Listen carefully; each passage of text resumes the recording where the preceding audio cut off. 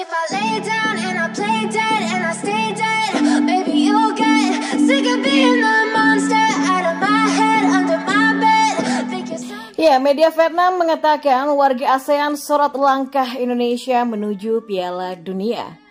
Dukung timnas Indonesia ibarat bela negara. WNI di Timur Tengah rela cuti untuk away day ke Bahrain. Dan Bahrain disanksi FIFA jelang lawan timnas Indonesia. Keuntungan untuk skuad asuhan Sinteyong. Simak selengkapnya di sini hanya di Kamus Bola bersama saya untuk Anda.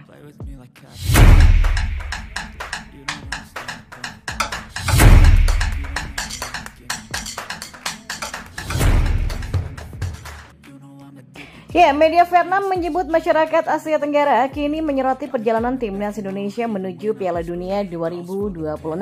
Soha menjadi salah satu media Vietnam yang paling rajin memantau informasi terkini tentang perkembangan timnas Indonesia.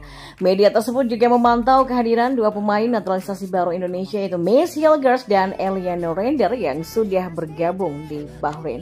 Pasukan Garuda yang dihuni oleh para pemain keturunan Eropa dinilai punya kans untuk menembus putaran final.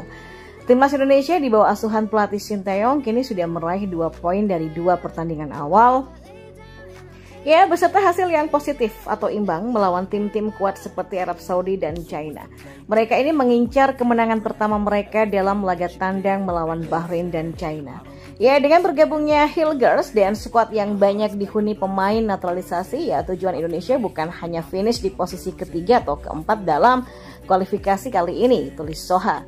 Nah, pelatih Bahrain Dragan Talajic juga disebut tak bisa menyembunyikan kekhawatiran terhadap kualitas pemain Indonesia.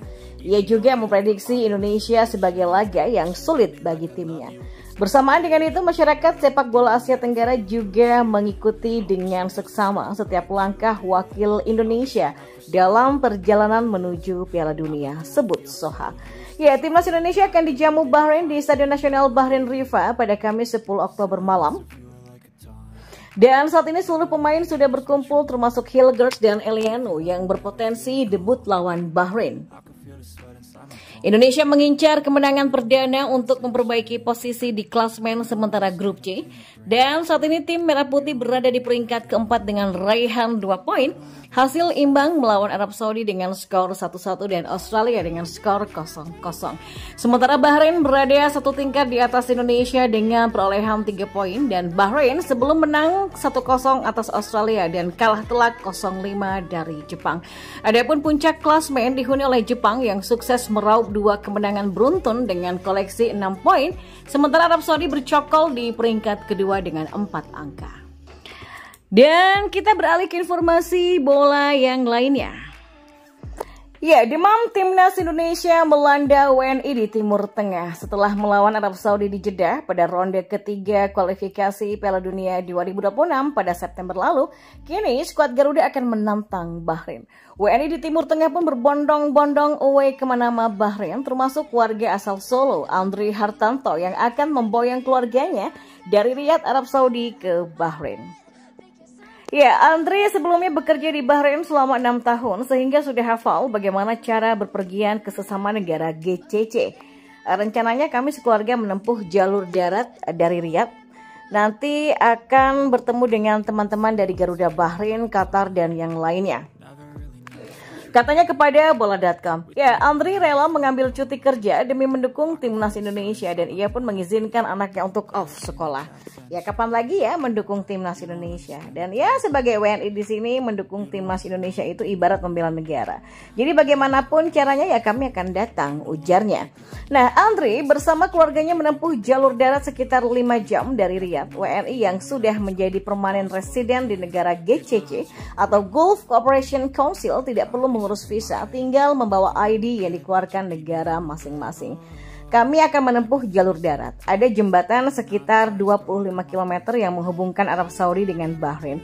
Aksesnya juga gampang, yang sudah punya ID dari Qatar, Saudi, Uni Emirat Arab, Oman sudah nggak perlu visa, ujarnya. Dan masih menurut Andri, WNI di Timur Tengah sangatlah antusias. Ya tentu saja lah, sejak Piala Asia kan kami sangat antusias ya.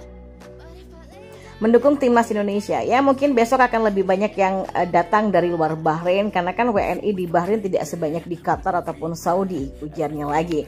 Nah, WNI yang tergabung di Garuda Timur Tengah yang bakal hadir ke Bahrain National Stadium bertempat tinggal di Bahrain, Arab Saudi, Uni Emirat Arab, Kuwait, Oman sampai Qatar. Hari Kamis pada 3 Oktober 2024, Wakil Ketua Garuda Bahrain Bodi Fernandes bersama Wakil Ketua Garuda Qatar Vidi Fisyandri melakukan pengambilan tiket ke kantor Federasi Sepak Bola Bahrain. Menurut Bondes, sapa akrab Bodi Fernandes, menurut data per hari ini, sekitar 1.300 Garuda Timur Tengah akan datang langsung ke stadion untuk menyaksikan aksi timnas Indonesia versus Bahrain. Namun, jumlah tersebut masih bisa bertambah karena alokasi tiket untuk fans timnas Indonesia adalah sekitar 2.000 tiket.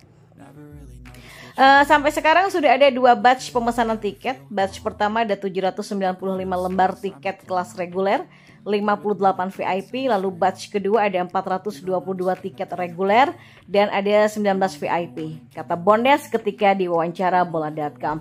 Bondes juga masih mengatakan jumlah tersebut masih bisa bertambah karena fans timnas Indonesia mendapatkan kuota tiket reguler 2.000 dan VIP sebanyak 200.